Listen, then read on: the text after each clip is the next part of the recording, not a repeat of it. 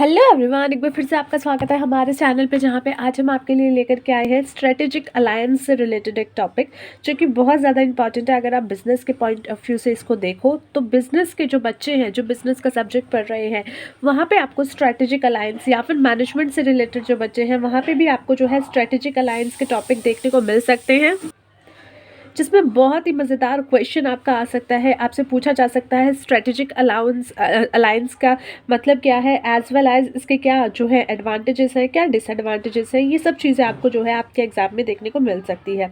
सो वही टॉपिक आज हम जो है यहाँ पे डिस्कस करेंगे। So let's start the topic. सबसे पहले अलायंस का मतलब क्या होता है, मैं आपको ना एक बहुत ही बढ़िया एग्जाम्पल लेकर के समझाती हूँ जो कि आप बहुत अच्छे से रिलेट कर पाओगे।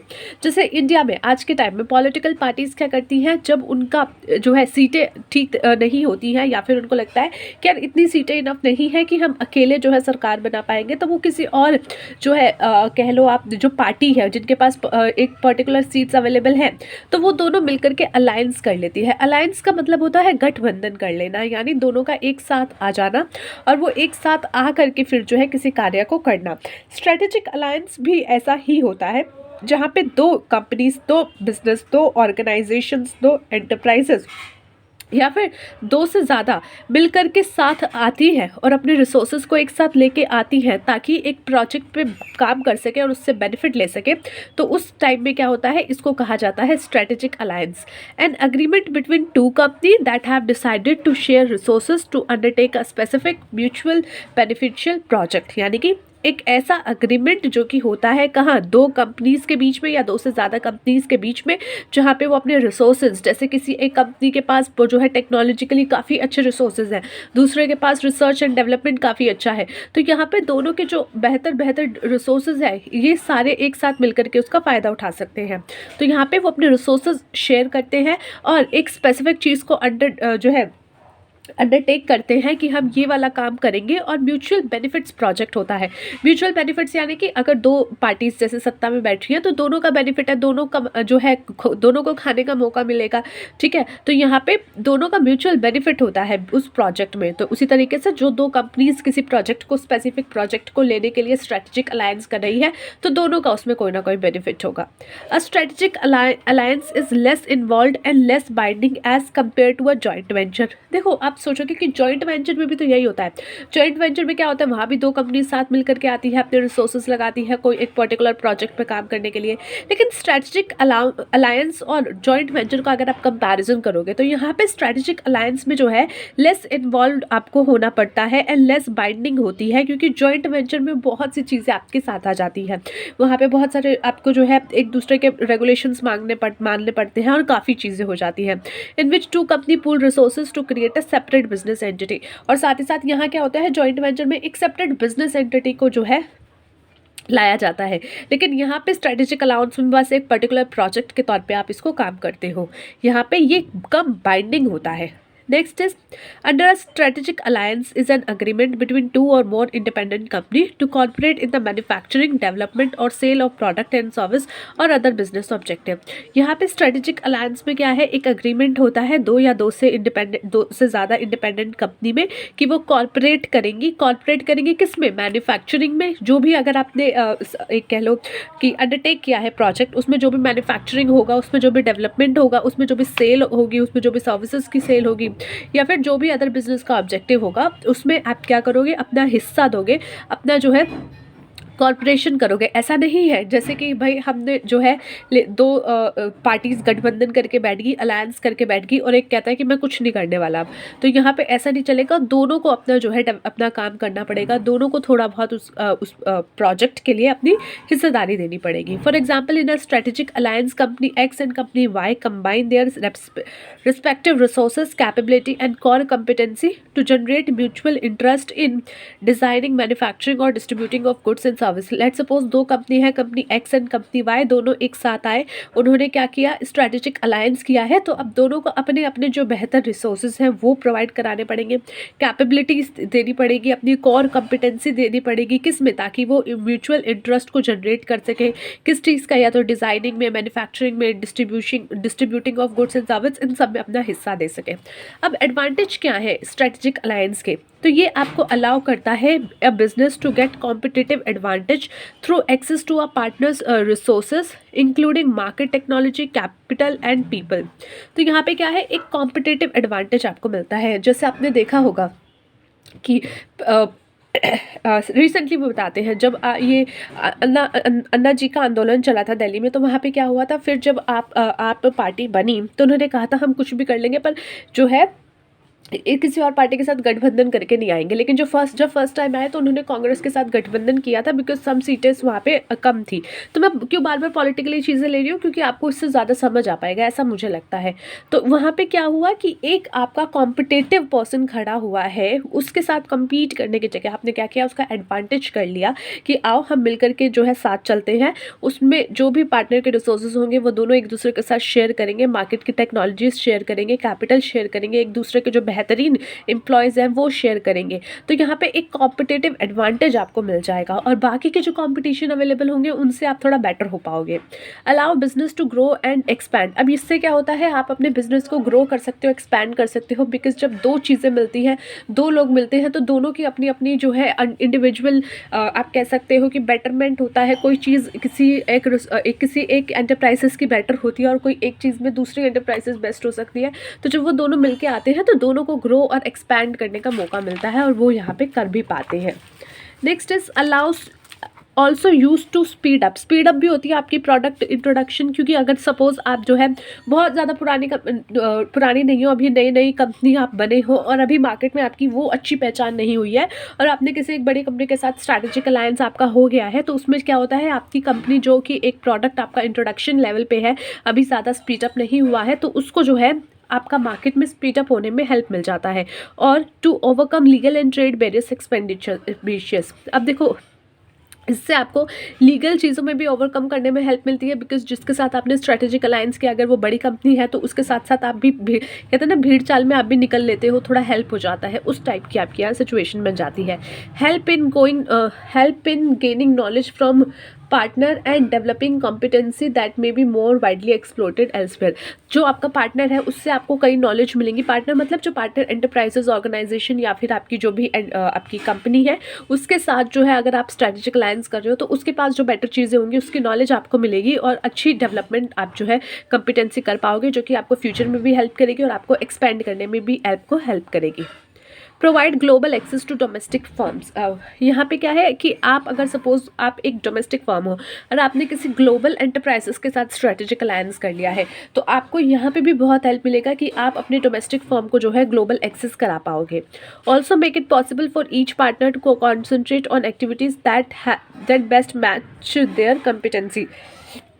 यहाँ पे एक पॉसिबिलिटीज़ भी होती है कि हर पार्टनर का मतलब है कि कंपनी, एंटरप्राइजेस या फिर ऑर्गेनाइजेशन, उनको जो है कॉन्सेंट्रेट ऑन उनकी एक्टिविटी पे वो कॉन्सेंट्रेट कर सकते हैं जो उनकी कैपेबिलिटी पे मैच करता है, और दूसरा पार्टनर उसकी जो कैपेबिलिटी होगी उस पर जो मैच करता होगा उस पर काम कर सकता है।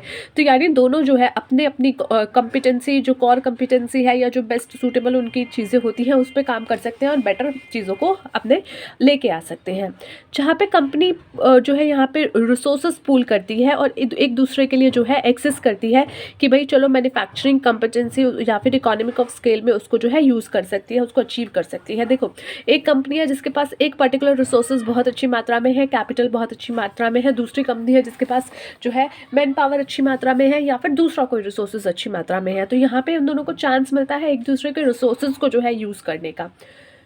Using the partners distribution network in combination with taking advantage of a good brand image can help a company to grow faster than it would on its own। अगर आप अमूल का जो है लॉजिस्टिक मैनेजमेंट देखोगे, डिस्ट्रीब्यूशन चैनल देखोगे, distribution networks देखोगे, रात को जो है पैकेट्स पूरा पैक हुआ, सुबह तक जो है हर गली मोहल्ले के जो चौराहे पे दुकान होगी हर जगह आपको वो पैकेट मिल जाएगा।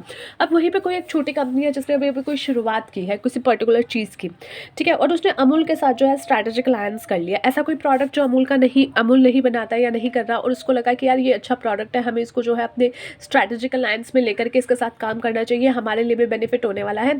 तो उसने क्या किया, उसके साथ स्ट्रैटेजिक अलायंस कर लिया। अब यहाँ पे जो दूसरी कंपनी है उसको एक बेनिफिट मिला है, उसको एक अपॉर्चुनिटी मिली है to use the distribution network which other partner which is Amul in this case, उसका जो भी जो है डिस्ट्रीब्यूशन नेटवर्क उसको यूज़ कर सके, उसका एडवांटेज उठा सके, तो या और अपनी जो है ब्रांड इमेज को भी हेल्प कर सके एक कंपनी के साथ ग्रो करने में। Now there are some disadvantage also, because every coin have their two sides. एक पॉजिटिव होता है तो उसका नेगेटिव भी हमेशा रहता है। तो यहाँ पे क्या नेगेटिव है कि स्ट्रेटेजिक अलायंस में जो है पार्टनर्स को अपने रिसोर्सेज शेयर करने पड़ते हैं, प्रॉफिट शेयर करनी पड़ती है, टेक्निकल नो हाउ शेयर करना पड़ता है, जो कि कभी कभार क्रिटिकल हो सकता है अगर आपका बिजनेस सीक्रेट वाले चीज़ों को रखता है। जैसे आप देख लो कोका कोला की रेसिपी, जहाँ तक मैंने देखा है, पढ़ा है या सुना है कि कोका कोला की रेसिपी सिर्फ 2 लोगों के पास है, ठीक है, और किसी के पास नहीं है, और उन दोनों लोगों को भी अलाउड नहीं है कि वो जो है एक साथ एक प्लेन में या कहीं पे ट्रैवल करे, because if some accident happens they may lose the recipe of Coca Cola. और इस टाइप से क्या है कि ये कुछ रेसिपीज़ है जो उनका एक जिसकी वजह से उनका ब्रांड इतना खड़ा हुआ है। तो अगर ये कहीं लीक हो जाता है, कुछ हो जाता है, तो इस सिचुएशन में उस ब्रांड की तो ऐसी तैसी तबाही हो जाएगी। तो इसीलिए कुछ ऐसे सीक्रेट्स होते हैं जो आप शेयर नहीं करना चाहते हो, और अगर उसी समय पे कोई आके आपके साथ स्ट्रैटेजिक अलायंस कर रहा है, तो इट मीन्स आपको कुछ अपने बिजनेस के सीक्रेट्स भी शेयर करने पड़ सकते हैं, या फिर कुछ ऐसे इन्फॉर्मेशन शेयर करनी पड़ सकती है which you should not share to anyone, या फिर जो है अगर किसी के साथ शेयर हो गई तो कल को आपको जो है उसका नुकसान उठाना पड़ सकता है। सो दैट इज़ वाई यहाँ पे ये एक डिसएडवांटेज है कि कभी नो हाउ, जो आपके टेक्निकल्स हैं, जो आपकी एक आपकी बेनिफिट चीज़ है जिसकी वजह से आप मार्केट में कहीं ना कहीं स्टैंड कर रहे हो, तो वो चीज़ें शेयर करने में, इन्फॉर्मेशन में प्रॉब्लम होती है। The next one is partner in strategic alliance can become a competitor in the future. जिसके साथ स्ट्रैटेजिक अलायंस कर रहे हैं उसके साथ फ्यूचर में बिजनेस अगर ठीक, उसके साथ अगर कल को कोई प्रॉब्लम हो गई तो वो आपका कॉम्पिटिटर बन के भी खड़ा हो सकता है, because that person now have the idea how you guys are working, what resources you really are you have, कितना नॉलेज आपके पास है, क्या कॉम्पिटेंसी आपकी है, वो सब नॉलेज उसको बंदे को हो जाती है। जैसे कहते हैं ना, दुश्मनों से इतना डर नहीं लगता, दोस्तों से ज़्यादा लगता है, बिकॉज दे नो कि भाई कहाँ अटैक करना है, कहाँ पे इसकी जो है आप कह सकते हो कहाँ पे इस व्यक्ति की प्लस पॉइंट्स है, कहाँ पे नेगेटिव है। So in that case, same case इसी तरीके से ये यहाँ पे भी होता है कि स्ट्रैटेजिक अलायंस में जो है अगर एक पर्सन, एक ऑर्गेनाइजेशन जिसके साथ आपने स्ट्रैटेजिक अलायंस किया है, उसको काफ़ी चीज़ें आपके बारे में पता चल जाती है, तो वो कल को आपका एज अ कॉम्पिटिटर उठ के खड़ा हो सकता है और आपको अच्छा खासा टफ कॉम्पिटिशन दे सकता है। When the decision making powers are unevenly distributed, the weaker party might be forced to act as per the will of the powerful partner और पार्टनर्स। देखो कई बार क्या होता है, जब 2 से 3 लोग मिलकर के स्ट्रैटेजिक अलायंस करते हैं, तो उस सिचुएशन में क्या होता है, अगर ठीक तरीके से आपकी पावर्स नहीं बटी हुई है, पावर्स ठीक तरीके से नहीं बटी, तो उस सिचुएशन में कोई एक पर्सन जो कि अपर अथॉरिटी में है, वो क्या करेगा, वो आपको कहीं ना कहीं दबा देगा, वो कहीं ना कहीं आपको जो है ऐसा फील करा देगा that you are nothing, I am the one, I am the boss and I will whatever I will say that will happen only. तो ऐसे सिचुएशन आपकी बन के आ सकती है। सेम सिचुएशन में मैं इसका एक जो है उदाहरण लेती हूँ आपकी बीजेपी और ये अलायंस की सिचुएशन का। जैसे महाराष्ट्र में पहले शिवसेना और बीजेपी का अलायंस था, ठीक है, उस टाइम पे ये देखा जा रहा था बिकॉज बीजेपी क्या है, एक ओवरऑल इंडिया की पार्टी है, एक नेशनल पार्टी के तौर पे है, और जो है शिवसेना जो है यूजुअली एक राज्य पे ही जो है, राज्य पे ही ज़्यादा उसका जो है दबदबा है, और ऑल इंडिया लेवल पे उसका अभी इतना वो पार्टी नहीं है। तो इसीलिए यहाँ पे क्या है, जब वहाँ पे गठबंधन हुआ तो उस टाइम पे क्या था, बिकॉज एक पार्टी जिसकी बहुत अच्छी अथॉरिटी है वो कहीं ना, और पावर डिस्ट्रीब्यूटेड नहीं हुई है, तो वो कहीं ना कहीं जो है ओवरलैप कर देती है दूसरे व्यक्ति को, या फिर दूसरे व्यक्ति को जाने अनजाने में दबा देती है कि नहीं हम जो कहेंगे वही होगा, ठीक है। तो ऐसी सिचुएशन आपकी बन के आ सकती है। जैसे दोस्तों में भी होता है, 4 दोस्त बैठे हैं, हमको पता है वहाँ पे कोई पावर डिस्ट्रीब्यूटेड नहीं होती है, वहाँ पे आपका कोई अधिकार क्षेत्र नहीं होता है, तो 3 लोग मिलकर के गैंग अप होके एक को दबाते हैं, या 2 मिलकर एक या 2 को दबाते हैं। तो ये चीज़ें होती हैं। सो इन दैट बिजनेस ये भी चीज़ें आपकी होती है। Can be a clash between organization culture value and climate of different partners. तो अब जो है 2 कंपनीज उठ करके आई हैं, ठीक है, 2 कंपनीज उठ करके आई हैं, दोनों का पॉइंट ऑफ व्यू अलग होने वाला है, दोनों का जो वैल्यूज़ है, कल्चर है, क्लाइमेट है, वो अलग अलग होने वाला है। जैसे प्राइवेट कंपनी का कोई पर्सन आप देखोगे तो वो लोग काम करना ज़्यादा एक तरीके से कह लीजिए काम को देखते हैं, उनको पता है भैया काम करना पड़ेगा, नहीं तो बॉस लात मार के कल को भगा सकता है। वही गवर्नमेंट कल्चर अगर आप देखोगे तो उनको पता है कि यार अब नौकरी लग गई, अब कोई नहीं निकालने वाला, अब कुछ भी हो जाए निकलने तो वाले नहीं है। इन रेयरेस्ट टू रेयरेस्ट केसेस ऐसा होगा, बट अब हम जो है यहीं पर दबदबे आ गई है, तो वो आएंगे, टेबल पे बैठेंगे, कान खुजाएंगे और निकल लेंगे। तो ये सिचुएशन अभी भी है, या फिर जो है अंडर द टेबल कुछ लेकर के काम करने वाले लोग हैं, और ये है बहुत लेवल पे भी अभी है। तो ऐसे सिचुएशन में क्या है कि अगर इस टाइप के दो अलग अलग कल्चर के लोग साथ में मिलकर काम करने आते हैं ना, तो यहाँ पे क्लैश हो जाते हैं, ठीक है। तो अब देखो, अब अश्नीर ग्रोवर देख लो, ठीक है, जो कि आपने देखा होगा शार्क टैंक पे एक एंटरप्रेन्योर है, ठीक है। तो अगर आप उनकी जो है बिजनेस देखोगे, तो वहाँ पे मुझे ऐसा लगता है ऐसे लोग होंगे जो कि बहुत ही नॉर्मली हिंदी में बात करते होंगे, जो कि बहुत नॉर्मल होंगे, टू द पॉइंट, या फिर काम की बात करते होंगे, क्योंकि उनका नेचर देख के ऐसा लगता है। और वहीं पे किसी और पर्टिकुलर किसी और कंपनी को देख लो, जो कि बहुत ही लाविश बन के दिखाते होंगे, इंग्लिश में बोलते होंगे, तो यहाँ पे दोनों का जो पॉइंट ऑफ व्यू बन के आएगा, दैट विल बी डिफरेंट कह सकते हो आप, या बहुत ज़्यादा डिफरेंट कह सकते हो। और उस सिचुएशन में क्या होगा, उस सिचुएशन में दोनों पार्टीज़ में, दोनों कंपनीज़ में, दोनों ऑर्गेनाइजेशन के जो वैल्यूज़ होंगे उसमें क्लैश हो जाएंगे। वो कहेगा नहीं ये ठीक है, वो कहेगा नहीं यार इस तरीके से करते हैं, this will be much better. तो ये सिचुएशन आपकी बन के आ सकती है। So that's it for today guys. Let's see you in the next video. Till then, take care of yourself and take care of your health.